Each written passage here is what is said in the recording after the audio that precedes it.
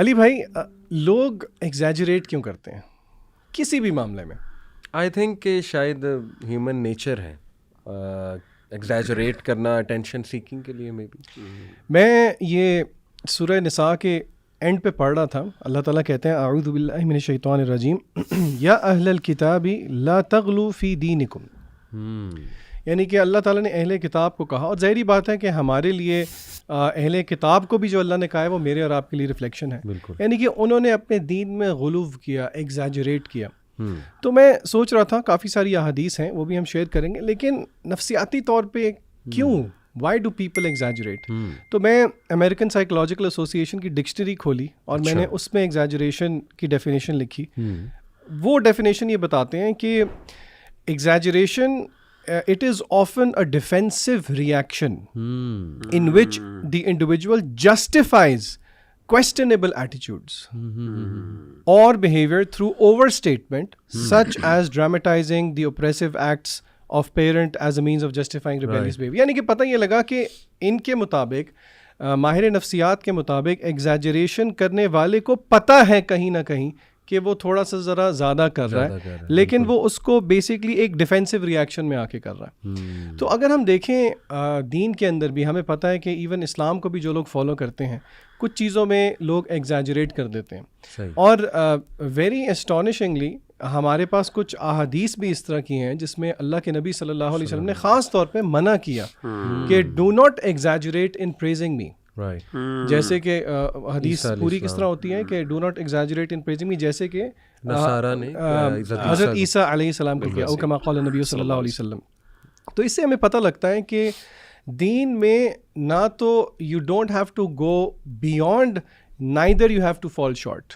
افراط و تفریط جس کو کہتے ہیں. تو اب آپ اگر آپ لوگوں کی سائیکالوجی سمجھنے کی کوشش کریں یا آپ لوگوں سے پوچھیں جا کے کہ وہ ایگزیجریٹ کیوں کرتے ہیں, تو زیادہ تر میں نے یہ دیکھا ہے کہ number 1 it is lack of knowledge. اور لوگ اکثر پھر کہتے ہیں جی ہم تو یہ سمجھتے ہیں کہ دیکھیں ہماری محبت کا طریقہ تو یہ ہے کہ ہم فلانا دین کا کام جو ہے وہ اس طرح کریں.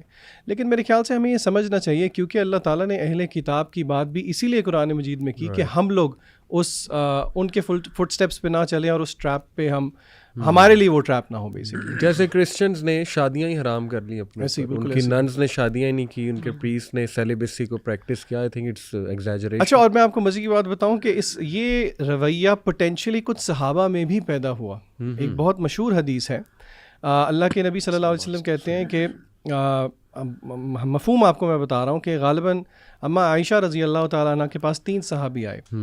ان میں سے ایک نے کہا کہ میں, بلکہ آپس میں شاید وہ ڈسکس کر رہے تھے, انہوں نے کہا کہ میں ساری رات ساری زندگی قیام اللیل کروں گا اور کبھی نہیں سوؤں گا. دوسرے نے کہا کہ میں ہمیشہ روزے رکھوں گا اور کبھی افطار نہیں کروں گا.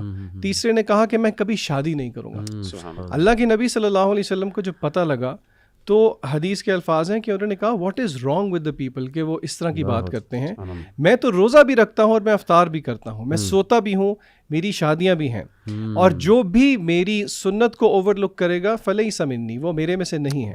یعنی کہ پتہ یہ لگا کہ دس انہیرنٹلی یہ ایک پوٹینشیل ہے, تو اس کو ہم نے کرب کرنا ہے کتاب و سنت کو فالو کر کے. جیسے کہ احمد بھائی نے بولا, نہ تو افراط اور تفریط کرنی ہے, ڈو ناٹ گو ابو اور do not fall short of what is the practice of Quran and Sunnah. بارک اللہ فیکم. اچھا, اس میں جو آیت نمبر ہے نا آغاز میں, اگر ہم بات کریں سورۃ النساء چل رہی ہے اور چھٹا چیپٹر ہے, اس میں جو اللہ تعالیٰ یعنی چھٹا سپارہ, اس میں آیت نمبر 152 میں اللہ تعالیٰ فرماتے ہیں, بلکہ اس سے پہلے 150 میں, ان الذین یکفرون باللہ ورسولہ, وہ لوگ جو اللہ اور اس کے رسول کے ساتھ کفر کرتے ہیں, ویریدون ان یفرقوا بین اللہ ورسولہ, اور وہ چاہتے ہیں کہ وہ اللہ اور اس کے رسول کے درمیان فرق کر دیں, رسولوں کے درمیان فرق کر دیں. ویقولون نؤمن ببعض ونکفر ببعض, اور وہ کہتے ہیں کہ ہم کچھ چیزوں پر تو ایمان لے کے آتے ہیں, کچھ چیزوں کے ساتھ کفر کرتے ہیں.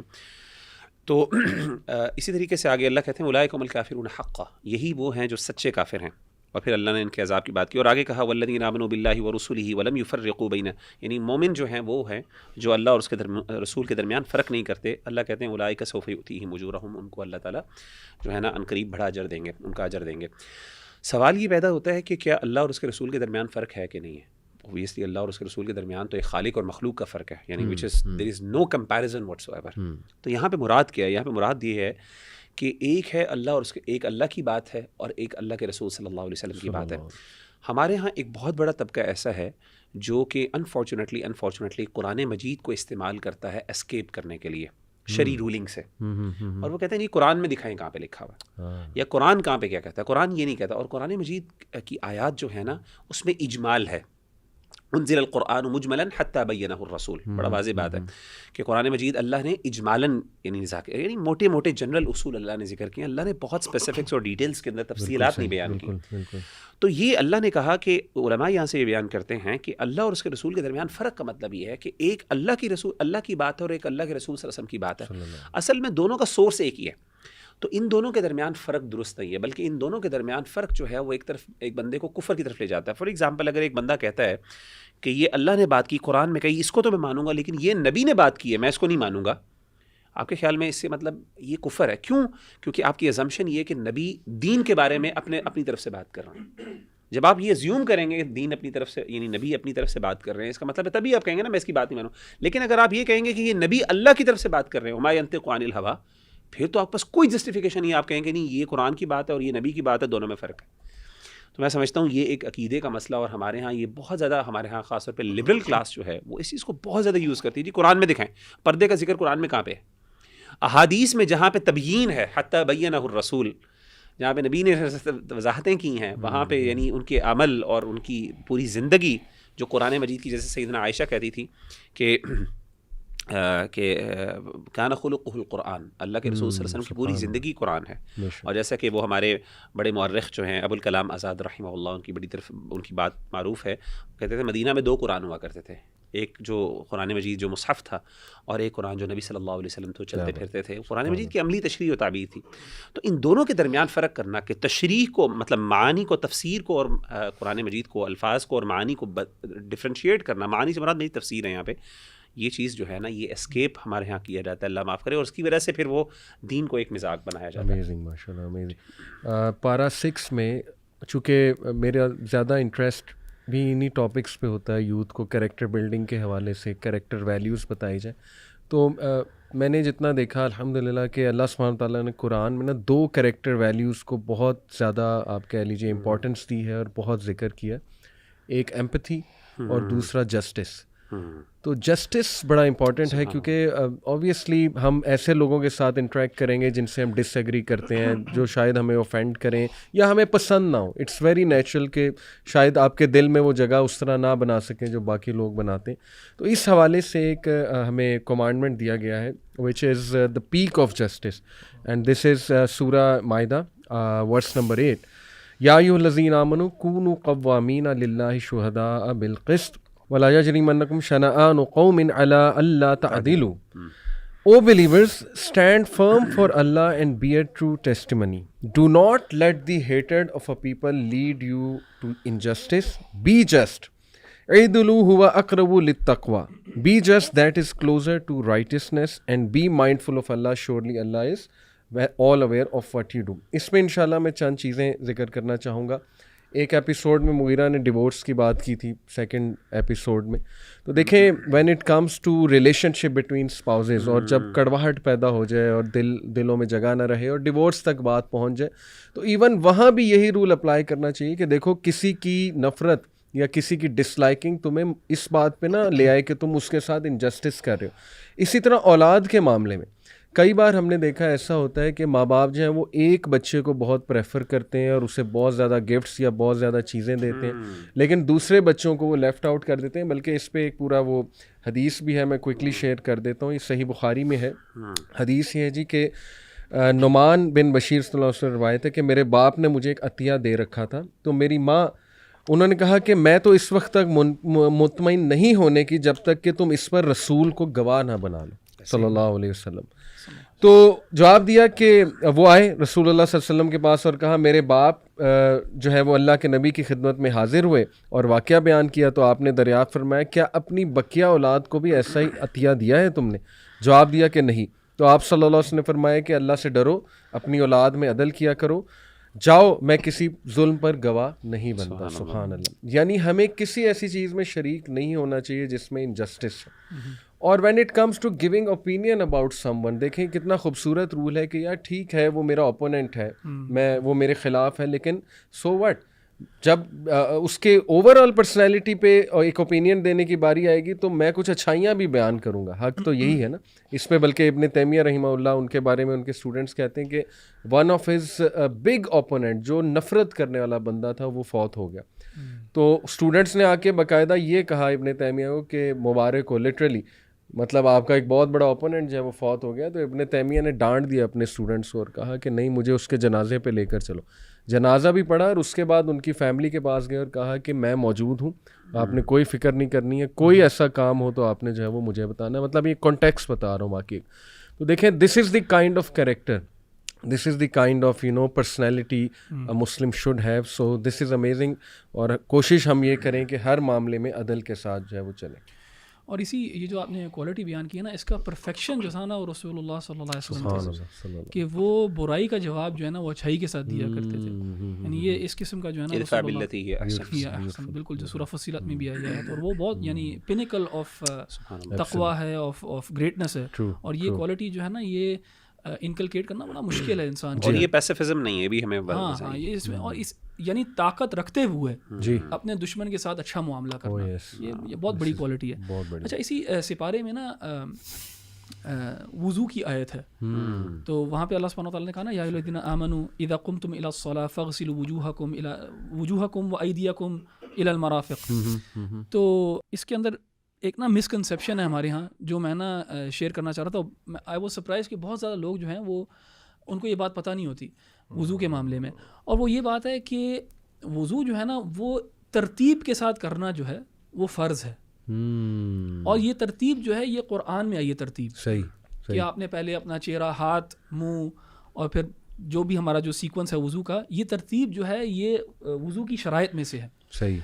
اچھا ہمارے ہاں کافی لوگ جو ہیں وہ یہ تصور کرتے ہیں کہ اگر وہ انہوں نے شاور لے لیا یا نہا کے نکل آئے ہیں تو وہ وضو ان کا جو ہے نا برقرار ہے, یعنی وضو ان کا ہو گیا. اچھا اگر یعنی ان کا وضو پہلے نہیں تھا اور انہوں نے جا کے شاور لیا ہے تو وہ سمجھتے ہیں کہ وضو کر لیا انہوں نے. اور یہ جو ہے یہ ہاں اگر تو غسل کی نیت سے کیا جا رہا ہوگا تو پھر ٹھیک ہے وہ ہو جائے گا. لیکن اگر نہ غسل کی نیت ہے نہ وضو کی نیت ہے اور نہ ہی وضو کی وہ ترتیب سے گزرے ہیں تو یہ وضو نہیں ہے پھر. تو جو وضو کو ایکویٹ کر دینا وتھ کلینلینس یہ بھی غلطی ہے. صحیح. کہ وضو is not just about cleanliness.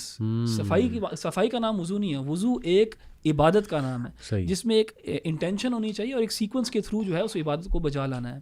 تو وہ میں نے کہا کہ اس پارے میں یہ آیت کیونکہ مینشنڈ ہے تو اس چیز کو, اس مسکنسیپشن کو جو ہے نا کلیئر کر لینا چاہیے. اگر کوئی لیٹ سے شاور لے رہا ہے تو شاور کے اندر ہی یا غسل کی نیت کر لے یا شاور کے اندر ہی وضو کر لے تو پھر وہ وضو بھی پورا ہو جائے گا, تو وہ اس مسئلے سے بچ جائے گا. اور کئی لوگ کیئرلیسنس احمد بھائی کرتے ہیں, مطلب وہ ایلبوز کو صحیح طرح سے جو ہے وہ نہیں دھوتے تو پوری ایلبوز تک پانی نہیں لے کے جاتے. اچھا اس میں ایک اور آیت بھی ہے جو میں شیئر کرنا چاہ رہا تھا کہ, اور یہ قرآن کا موضوع ایسا ہے جو بہت ریپیٹ ہوتا ہے اور وہ ہے جہنم کا تذکرہ. اور یہاں پہ اللہ سبحانہ وتعالیٰ نے نا سورہ مائدہ میں ایک جگہ پہ کہا کہ جو کفار ہیں وہ جہنم میں سے نکلنے کے لیے یا جہنم میں نہ جانے کے لیے وہ کچھ بھی دینے کے لیے تیار ہو جائیں گے, یہاں تک کہ اس پوری دنیا میں جو کچھ ہے وہ اور اس طرح کی ایک اور بھی مل جائے گی نا وہ بھی دینے کے لیے تیار ہو جائیں گے, وہ بھی رینسم کرنے کے لیے تیار ہو جائیں گے. ان الذين كفروا لو ان لهم ما في الارض جميعا ومثله معه ليفتدوا به من عذاب يوم القيامه ما تقبل منهم ولهم عذاب. ان سے قبول نہیں کیا جائے گا تو وہ ڈبل دینے کے لیے تیار ہو جائیں گے.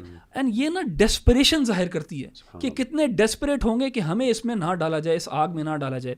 اس کی اگلی آیت جو ہے وہ اللہ سبحانہ وتعالیٰ کہتے ہیں یریدون ان یخرجوا من النار وما هم بخارجین منها. وہ چاہیں گے اس میں سے نکلنا لیکن ان کو نہیں نکالا جائے گا, بالکل بھی نہیں نکالا جائے گا. اینڈ وہ جو بے بسی ہے, وہ جو ایک ڈیسپریشن ہے کہ یار میں کسی نہ کسی طرح نکل جاؤں ادھر سے, سب کچھ دینے کے لیے تیار ہوں میں, بس ایک دفعہ مجھے چانس واپس مل جائے, وہ چانس دوبارہ کبھی نہیں آئے گا. یہ دروازہ جو ہے نا ڈیتھ کا, موت کا, یہ ایک ون وے اسٹریٹ ہے. یہ کوئی ریوالونگ ڈور نہیں ہے کہ آپ اندر باہر جا سکتے ہو بار بار. موت آ گئی ہے تو بس آپ کا جو ہے نا اکاؤنٹ کلوز ہو گیا ہے اینڈ پھر حساب کتاب ہے. تو دیکھیں ہمارے پاس آج موقع ہے, اور قرآن میں جگہ جگہ بار بار جو ہے نا جو اہل جہنم ہیں ان کی ندامت جو ہے نا قرآن سے ہمیں پتہ لگتی ہے کہ کس طرح وہ نادم ہوں گے اپنے کیے ہوئے کے اوپر. تو آج وقت ہے, آج اختیار ہے, تو ہمیں چاہیے کہ اس وقت کا جو ہے نا پورا فائدہ اٹھائیں کہ جب اختیار لے لیا جائے گا نا تب پھر ہم چاہیں گے بھی تو کچھ نہیں ہو سکے گا. الکیس من دان نفسہ وعمل لما بعد الموت. بالکل, کہ سمجھدار وہ بندہ ہے جو اپنے موت کے بعد کی تیاری کرتا ہے اور اپنے نفس کا محاسبہ کرتا ہے. سبحان اللہ. اخی اس میں نا ایک چیز جو خاص طور پہ جیسے آپ نے بات کی اس کے حوالے سے انہی آیات سے پہلے اللہ تعالیٰ نے ایک بڑا مشہور واقعہ ذکر کیا ہے, حابیل اور قابیل کا واقعہ. ویسے تو سورہ مائدہ تو بہت ایک ایسی ہے, میں کہتا ہوں گھنٹوں اس پہ باتیں کرتے رہے ختم نہیں ہو سکتی, اور بڑا ہی اللہ تعالیٰ نے ایک پوری منظر کشی کی ہے اور باقاعدہ کوے کا بھی ذکر ہے اور وہاں پہ بھی اللہ تعالیٰ نے اسی چیز کا جو ہے ایمفیسس کیا ہے جو خاص طور پہ رمضان المبارک کی بنیاد ہے, اور وہ ہے تقویٰ. انما یتقبل اللہ من المتقین. اور یہاں پہ ایک بڑی انٹرسٹنگ چیز ہمیں جو ہے نا وہ ملتی ہے جو ہم عام طور پہ اس پہ غور نہیں کرتے کہ حسد اور جو جیلسی ہے, یعنی اچھا بڑی انٹرسٹنگ بات ہے, علماء کہتے ہیں کہ سب سے پہلا گناہ جو ہے وہ آسمان پر کیے جانے والے, غالباً امام قرطبی ہیں یا کسی سلف میں سے کسی بڑے مفسر کی رائے ہے کہ سب سے بڑا گناہ جو ہے وہ آسمان پہ وہ بھی حسد کیا گیا, اور زمین پہ بھی سب سے بڑا گناہ جو ہے وہ حسد ہوا. سب سے پہلا بالکل آسمان میں سب سے پہلا جو گناہ تھا وہ کس نے کیا؟ ابلیس نے آدم علیہ الصلوۃ والسلام سے. اور زمین پہ بھی سب سے پہلا گناہ جو ہے کس نے کیا؟ قابیل نے جو ہے وہ حابیل کے خلاف کیا, قابیل نے قتل کیا بھائی نے. اچھا انٹرسٹنگ بات یہ ہے کہ یہاں پہ پتہ چلا کہ یہاں پہ ساری جو حسد ہے اس کی بنیاد نیکی ہے. یہ بڑی امپورٹنٹ بات ہے. یہاں پہ کسی دنیاوی لالچ میں, مال و دولت, کنگڈم, اس چیز کی بنیاد پہ حسد نہیں ہو رہا. یہاں پہ کس بات پہ حسد ہو رہا ہے؟ اللہ کے قرب کے اوپر. اذ قربا قربانا, دونوں نے قربانی کی. قربانی کا مطلب ہے اللہ کا قرب حاصل کرنا چاہا. فتقبل من احدہما ولم یتقبل من الاخر. ان ادر ورڈز کہ اللہ تعالیٰ کا قرب حاصل کرنے کی ایک صرف چاہت از ناٹ انف. بالکل is not enough for that. اور پہلی بات تو ہمیں یہ پتہ چلی کہ اس کے لیے نہیں, آپ کو اللہ تعالیٰ ہر جیسے عمل کو ایکسیپٹ نہیں کرتا. یعنی اللہ even if you want to get closer to Allah, unless and until you do not take the first step, Allah is not going to accept that. That's the first thing. اور second thing یہ بھی ہے کہ نیکی کے معاملات میں بھی حسد ہو سکتا ہے. ایک بندہ نیکی کر رہا ہے اور آپ کو حسد ہو رہا ہے اس سے, so do not let this the jealousy کا جو پوائنٹ ہے اس کو اپنی زندگی میں اس طرح نہ انٹروین ہونے دیں کہ آپ کہیں جی یہ جیلس تو صرف دنیاوی معاملات میں ہوتا ہے. نہیں, یہ دین کے معاملات میں بھی ہو جاتا ہے, اور اللہ معاف کرے وہاں پہ زیادہ خطرناک ہوتا ہے بیکاز یہاں پہ دین انوالوڈ ہوتا ہے. سبحان اللہ. تو یہ نہیں, اس پہ بہت سے لیسن ہیں سبحان اللہ. اور اس میں وہ جو حابیل اور پھر اسی طریقے سے سیدنا موسیٰ علیہ الصلوۃ والسلام کا اس کے ساتھ واقعہ ہے جو ہماری امت کے لیے بہت امپورٹنٹ ہے. جب انہوں نے کہا, جب ان کو اللہ تعالیٰ نے حکم کہا نا کہ داخل ہو اس بستی میں, اللہ تمہیں فتح عطا کرے گا. دے ور ڈیسپریٹ, باہر جو نا صحراؤں میں پھر رہے تھے اور وادیوں کے اندر پھر رہے تھے, ان کو انٹرنس نہیں ملی. تو اللہ نے کہا کہ داخل ہو, ایفرٹ کرو, میں تمہیں دوں گا, کیا نام ہے, اس پہ جو ہے فتح عطا کروں گا. کیا کہا آگے سے جملہ دیکھیں, قالوا یا موسیٰ انا لن ندخلها ابدا ما داموا فيها فاذهب انت وربك فقاتلا اننا هنا قاعدون. کہ موسیٰ علیہ الصلوۃ والسلام ہم کبھی بھی اس میں داخل نہیں ہوں گے جب تک کہ یہ لوگ اندر موجود نہیں ہیں. یعنی وی نیڈ ایزی وکٹریز. ہمیں بس امت کو یعنی ہم چاہتے ہیں کہ we should be become a superpower, لیکن اس کے لیے ایفرٹ کوئی نہ کرنا پڑے. آپ جائیں اور آپ کا رب جائے اور لڑے, ہم یہاں بیٹھ کے انتظار کرتے ہیں. اللہ تعالیٰ کی ہمارا بھی نا ایٹیٹیوڈ اللہ کے بارے میں بعض اوقات یہ ہو جاتا ہے کہ بھائی اللہ کے پاس ساری طاقت ہے, اللہ یہ سارا کچھ صحیح کیوں نہیں کر لیتا. And we are not actually evaluating ourselves, اور کبھی بھی اپنے آپ کو نہیں دیکھ رہے ہوتے کہ یار ہم کس طریقے سے ایک پیسو بیہیویئر کر کے بیٹھے ہوئے اور ہمارا کوئی کنٹریبیوشن نہیں. اللہ معاف کرے. لیکن نبی صلی اللہ علیہ وسلم نے جب تک اپنے صحابہ کو 313 صحابہ کو کٹوانے کے لیے پیش نہیں کیا بدر میں, تب تک اللہ نے فتح نہیں دی. آپ صلی اللہ علیہ وسلم مدینہ میں بیٹھ کے بھی دعا کر سکتے تھے اللہ تعالیٰ وہ قوم اس کو تباہ و برباد کر دے. کیا اللہ کے رسول صلی اللہ علیہ وسلم مشکل تھا؟ بلکہ حضرت ابوبکر صدیق رضی اللہ تعالیٰ عنہ کہتے ہیں, سیدنا علی بھی کہتے ہیں کہ رات کو جب بدر کی رات تھی تو ہم اللہ کے رسول صلی اللہ علیہ وسلم کو دیکھ رہے تھے کہ آپ نے ہاتھ اٹھائے ہوئے تھے, ہم سارے آرام کر رہے تھے, اللہ کے رسول نے ہاتھ اٹھائے ہوئے تھے. یعنی دعا کا موقع وہاں پہ جہاں پہ اللہ نے پیش کر دیا اپنے, اللہ یہ میری قربانی ہے, یہ سب کچھ ہے, I am here to fight for you, اب آپ کی ہیلپ چاہیے. تو یہ بڑی مطلب سبحان اللہ یہ بہت کچھ ہے. اچھا مغیرہ, یہ جو آپ نے حابیل قابیل کی بات کی, اس میں ہمیں یہ تو پتہ لگ گیا کہ حابیل کی قربانی قبول ہو گئی. مجھے اور آپ کو آج کیسے پتہ لگے گا کہ ہماری نیکی قبول ہوتی ہے یا نہیں ہوتی؟ تو مجھے یاد ہے شیخ انس کی کلاس میں ہم نے یہی سوال پوچھا, تو انہوں نے جواب دیا کہ اس کا ہمیں ایسے پتہ لگے کہ ایک نیکی کو کرنے کے بعد مزید اگر انسان اس نیکی پہ کاربند ہے اگر وہ کر رہا ہے تو پھر یہ ایک بہت بڑی دلیل ہے اس نیکی کی قبولیت کی. اور شیخ نے ایک بہت اچھی بات کی, انہوں نے کہا کہ یہ جو نیکی ہے نا, یہ نیکی ایک نیکی دوسری نیکی کو کھینچتی ہے. یعنی کہ یہ آپ اس کو ایک پازیٹیو ری انفورسمنٹ سمجھیں, یا پازیٹیو ری انفورسمنٹ کہہ رہا ہوں, اس کو پازیٹیو فیڈ بیک کی طرح لیں کہ ایک نیکی اگر آپ کریں گے تو اللہ تعالیٰ ان ٹرن دوسری نیکی آسان کر دے گا, وچ ان ٹرن تیسری نیکی آسان کر دے گا. آن دا کنٹریری اگر انسان گناہ کرتا ہے تو پھر یہ جو طاقت ہوتی ہے نیکی کرنے کی, یہ اللہ تعالیٰ جو اللہ معاف کرے وہ چھین لیتا ہے. یعنی کہ جو گناہ ہے, گناہ کو کھینچتا ہے اور گناہ نیکی کو ریپیل بھی کرتا ہے. تو اس لیے ہمیں یہ دیکھنا چاہیے کہ جو بھی ہم عمل کریں اس میں ایک تو کنسسٹنسی رکھیں, اور اگر اس طرح کا معاملہ ہے کہ ایک عمل ہم نے شروع کر دیا اور پھر ہم نے وہ روک دیا تو پھر یہ ایک خطرے کی گھنٹی ہے ہمارے لیے. اچھا, اس میں ایک پوائنٹ شیئر کرنا چاہ رہا تھا. اسی سورہ میں نا اللہ سبحانہ وتعالیٰ نے اہل ایمان کو مخاطب ہو کے کہا ہے کہ لا تتخذوا اليهود ولا النصارى اولیاء بعضهم اولیاء بعض, کہ یہود اور نصارہ کو اپنا اولیاء, اور اولیاء کے اندر فرینڈ بھی ہے, گارڈین بھی ہے, پروٹیکٹر بھی ہے, ہیلپر بھی ہے, ہاں, تو وہ نہ لو. وَمَن يَتَوَلَّهُم مِّنكُمْ فَإِنَّهُ مِنْهُمْ, اور جو بھی ان کو اس طرح اپنا اولیاء لے گا تو وہ انہی میں سے بن جائے گا. ان اللہ لا يهدي القوم الظالمین, اور اللہ تعالیٰ جو ہے ظالم قوم کو کبھی ہدایت نہیں دیتا. اچھا, یہاں پہ بھی نا اللہ تعالیٰ نے قوم کی بات کی ہے, اور میں بھی اس آیت کو قوم کے لیول کے اوپر لے کے آتا ہوں کہ ہمارے ہاں بھی آپ فورن پالیسی دیکھیں کس قسم کی ہے. کیا ہماری فورن پالیسی کے اندر ہم ان کو اولیاء لیتے ہیں کہ نہیں لیتے؟ کیا ان کی ہم ڈکٹیشن لیتے ہیں کہ نہیں لیتے؟ یعنی یہ ہمارے جو صاحب اقتدار جو لوگ بیٹھے ہیں ان کو ان آیات کے بارے میں سوچنا چاہیے. اور ان کا کیا ریزن کیا ہوتا ہے کہ یار اگر ہم نہیں کریں گے تو ہمیں نقصان پہنچائیں گے. اور اگر آپ اگلی آیت دیکھیں, اگلی آیت میں کیا کہا اللہ سبحانہ وتعالیٰ نے, فَتَرَى الَّذِينَ فِي قُلُوبِهِم مَرَضٌ, تم دیکھو گے کہ جن کے دلوں کے اندر مرض ہے, يُسَارِعُونَ فِيهِم, وہ انہی کے پاس جائیں گے, يَقُولُونَ نَخْشَىٰ أَن تُصِيبَنَا دَائِرَةٌ, ہم ڈرتے ہیں کہ یار یہ ہمارا دائرہ تنگ کر دیں گے, ہمیں جو ہے نا ہمیں پرابلم پہنچائیں گے. فَعَسَى اللَّهُ أَن يَأْتِيَ بِفَتْحٍ أَوْ أَمْرٍ مِّنْ عِندِهِ, یعنی یہ اللہ تعالیٰ جو ان کو وکٹری دے سکتا تھا, اللہ تعالیٰ جو مدد دے سکتا تھا, ان کو انہوں نے جو ہے نا نظر انداز کیا, اور گئے کس کے پاس؟ یہود و نصارہ کے پاس. فَيُصْبِحُوا عَلَىٰ مَا أَسَرُّوا فِي أَنفُسِهِمْ نَادِمِينَ, آگے جا کے پھر ندامت بھی ملی. یعنی یہ نہیں کہ کوئی مدد بھی کوئی نہیں ملی. اور آپ اگر دیکھیں, ذلیل ہو گئے, رسوا ہو گئے. اگر آپ تاریخ دیکھیں ہماری 1971 میں جو پاکستان کے 2 حصے ہوئے ہیں, یہ لوگ کس چیز کا انتظار کر رہے تھے؟ امریکہ کے جہاز کا انتظار کر رہے تھے کہ امریکہ ہمیں بچانے آئے گا. تو امریکہ نہیں آیا بچانے, کیونکہ آپ نے اپنی امیدیں جو ہیں کس کے ساتھ لگائی ہوئی تھی؟ ان کے ساتھ لگائی ہوئی تھی جو آپ کا خیر چاہتے ہی نہیں ہے. اور اللہ تعالیٰ بتانا چاہ رہا ہے کہ ان سے امید لگانے کا کوئی فائدہ نہیں ہے. اور اگر ان سے امید لگاؤ گے اور اللہ تعالیٰ سے نہیں لگاؤ گے تو پھر یہی حال ہوگا جو ہمارا آج حال ہے. احمد بھائی, جیسے ہم نے وار اینڈ ٹیرر کرنے کی کوشش کی, اس کے بعد اللہ معاف کرے آج آ کے سب سے زیادہ نقصان ہوا, اور آج ہم سب سے زیادہ برے بھی ہیں. یعنی انہوں نے ہماری کوئی اپریسیشن بھی نہیں کی. اور دیکھیں قرآن بڑا واضح ہے اس انداز میں, بالکل واضح, کہ کیا وجہ ہے کہ ان کے پاس جائیں گے؟ کیونکہ یہ ڈر رہے ہیں ان سے کہ یار یہ ہمارے لیے دائرہ ہمارا تنگ کر دیں گے, فیٹف میں پھنسا دیں گے, ہمیں ایسے کر دیں گے, ویسے کر دیں گے. اور اسی پارے کی آخری آیت اگر آپ دیکھیں, اس میں اللہ تعالیٰ کہتے ہیں کہ اگر اسی پارے کی سورہ مائدہ کی آیت ہے اور اس پارے کی بالکل آخری آیت ہے, اس میں اللہ تعالیٰ کہتے ہیں کہ اگر تو یہ ایمان لے کے آتے اللہ تعالیٰ میں اور اللہ کے رسول میں, تو پھر کبھی بھی اولیاء نہ لیتے ان لوگوں کو.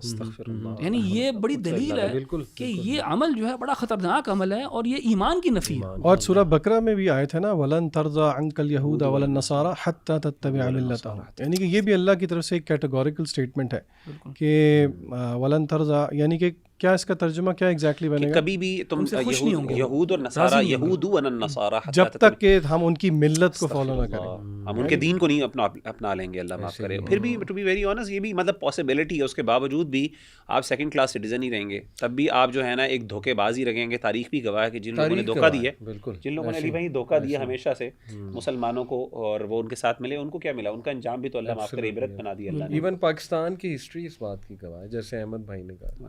اچھا, اس میں نا اخی ایک اور آیت جو بڑی امپورٹنٹ, مجھے بڑی انٹرسٹنگ لگی, وہ خاص طور پہ آیت نمبر جو ہے 41 میں, بلکہ 41 اور 42 میں اللہ نے دونوں چیزوں کا ذکر کیا. سماعون للکذب اکالون للسحت فإن جاءوك فاحكم بينهم أو أعرض عنهم وإن تعرض عنهم فلن يضروك شيئا وإن حكمت فاحكم بينهم بالقسط إن الله يحب المقسطين.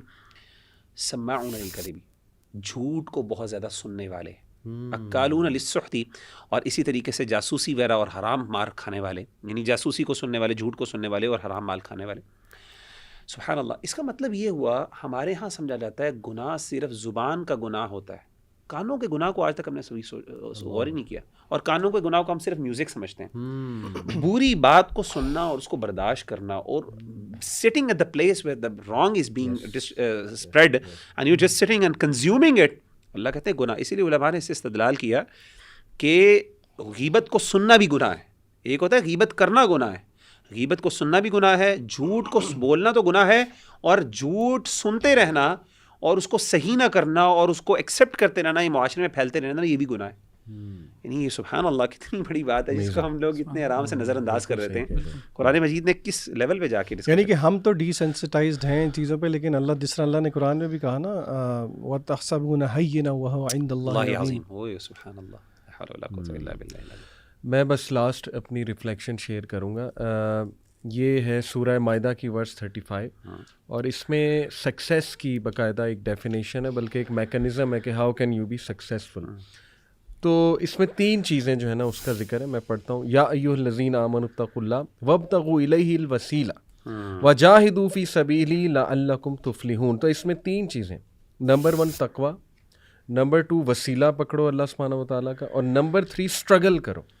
تو دیکھیں کتنا خوبصورت یہ میکانزم ہے. اٹ آل اسٹارٹس وتھ تقوی, بیکاز سبمیشن نہیں ہے, اگر نہیں ہے اللہ سبحانہ و تعالیٰ کی, تو اگلے سٹیپس تو کوئی بندہ لے گا ہی نہیں. اس کا ایریا آف انٹرسٹ ہی نہیں ہوگا کہ میں اس پہ بھی ریسرچ کروں کہ ایمان کیا ہے, ایمان بڑھتا کیسے ہے, ایمان کم کیسے ہوتا ہے, گڈ ڈیڈس کیا ہوتے ہیں. تو اٹ آل اسٹارٹس وتھ تقوی. سیکنڈ, وسیلہ میں دیکھیں بڑی مسکنسیپشنز ہیں ہمارے معاشرے میں کہ وسیلہ ہے کیا. لوگ کہتے ہیں کہ وسیلہ یہ ہے کہ آپ جو ہے نا وہ فلانے جو ہے بزرگ ان کی قبر پہ جاؤ اور ان کا وسیلہ پکڑو. اسی طرح یہ بھی ایک بات بڑی معروف ہے نا کہ اولیاء کا وسیلہ پکڑا جا سکتا ہے دعا میں, جبکہ حدیث, صحیح حدیث اور صحابہ کے جو عمل ہیں اس میں 3 چیزیں مجھے تو نظر آئیں کہ جو وسیلہ پکڑا جا سکتا ہے. ایک یہ کہ اپنے اعمال, نیک اعمال کا وسیلہ دیا جا سکتا ہے, جیسے وہ غار والوں کا قصہ ہے. پھر یہ کہ اللہ کے ناموں کا, اوصاف کا وسیلہ جو ہے وہ دیا جا سکتا ہے. پھر یہ کہ اس کی تفسیر اس آیت کی علماء نے بیان کی کہ وسیلہ سے یہاں مراد ہے تہجد, قیام اللیل, تہجد کی نماز. یعنی اس میں اللہ سبحانہ و تعالیٰ سب سے قریب ہوتا ہے, اور اللہ تعالیٰ نے خود کہا کہ مجھ سے مانگو, کیا تم جو ہے وہ مانگتے ہو. تو we should be very clear about the concept of وسیلہ. اوکے, اور لاسٹ چیز ہے جی کہ اسٹرگل کریں, اور دس از دا اسٹیپ جہاں پہ آ کے موسٹ آف اس فیل, کہ ہمیں نالج بھی آ جاتا ہے, باتیں بھی پتہ لگ جاتی ہیں, لیکن یہ کہ ہم اسٹرگل نہیں کر رہے ہوتے, ہم کم کر جاتے ہیں چیلنجز کے آگے, اور تھوڑا سا کوئی پریشر آ جائے تو ہم بس پیچھے ہٹ جاتے ہیں. آئی تھنک کہ یہ 3 چیزوں کو ہم لے کر چلیں تو امیزنگ انشاءاللہ بہت کچھ جو ہے چینجز آئیں گے. اچھا, ایک لاسٹ پوائنٹ نا میں شیئر کرنا چاہ رہا تھا کہ سورہ مائدہ میں نا یہ آیت ہے, آیت نمبر 75, عیسیٰ علیہ السلام کے بارے میں, مل مسیح ابن مریم الا رسول, کہ عیسیٰ علیہ السلام نہیں تھے مگر ایک رسول, قد خلت من قبلہ الرسل, اور ان سے پہلے بھی اللہ تعالیٰ نے رسول بھیجے ہیں, و امہ صدیقہ, اور ان کی جو والدہ تھی مریم علیہ السلام وہ ایک بہت ہی سچی اور پاک عورت تھی. کان یأکلان الطعام, اللہ تعالیٰ کہتے ہیں کہ وہ کھانا کھایا کرتے تھے, دونوں کھانا کھایا کرتے تھے. اچھا, میں کیونکہ جو میں جاب کرتا ہوں اس میں میں کافی زیادہ نان مسلمس کے ساتھ میرا نا انٹریکشن ہوتا ہے, تو میرے پاس نا ایک نان مسلم خاتون آئی تھی چیٹ کے اوپر, اور یہ چیٹ میرے سامنے, اسی میں سے میں آپ کو پڑھ کے سنا رہا ہوں. اس نے بتایا اپنا نام, اس نے کہا کہ میرا نام ہے لیسا. اچھا, اور میں نے اس سے پوچھا کہ how can I help you, تو کہتی ہے کہ آئی ہیڈ اے ڈریم, اس کو خواب آیا. کہتی ہے I don't know whether you are the right person to speak to. میں نے کہا ڈریم اباؤٹ واٹ؟ اس نے اپنی ڈریم کا مجھے بتایا. اس نے کہا I saw a man talking to me, he said I am the son of Mary, I ate food, do not worship me, follow the last messenger. اچھا, جب اس نے یہ مجھے اپنی ڈریم کا بتایا نا تو مجھے یہ آیت یاد آئی, کان یأکلان الطعام.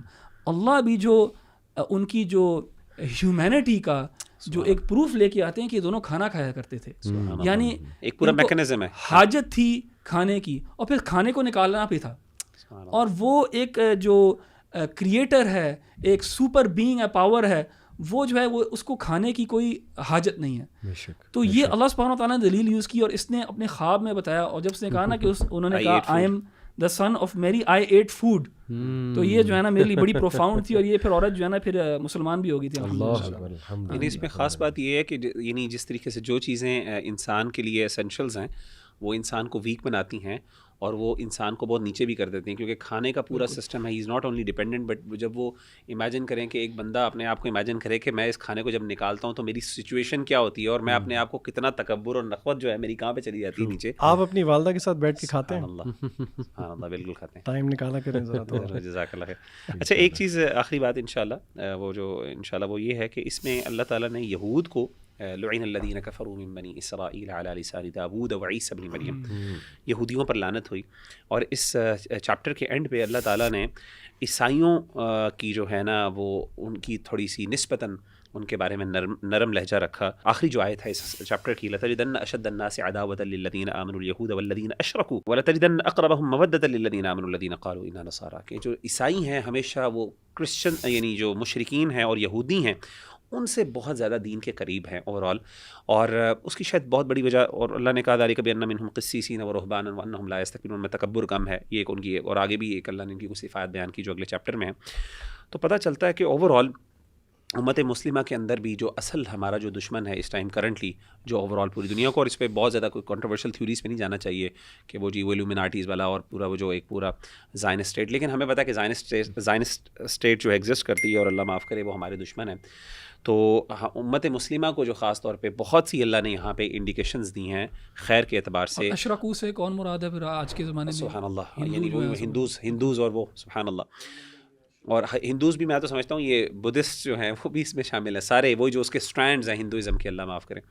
تو ایک امت کے لیول کی اس میں بہت گائیڈنسز موجود، تحکیم کے حوالے سے بہت سی اللہ تعالیٰ نے گائیڈنسز دی ہیں. تو اللہ تعالیٰ ہم سب کو عمل کرنے کی توفیق عطا فرمائے. السلام علیکم و رحمۃ اللہ وبرکاتہ.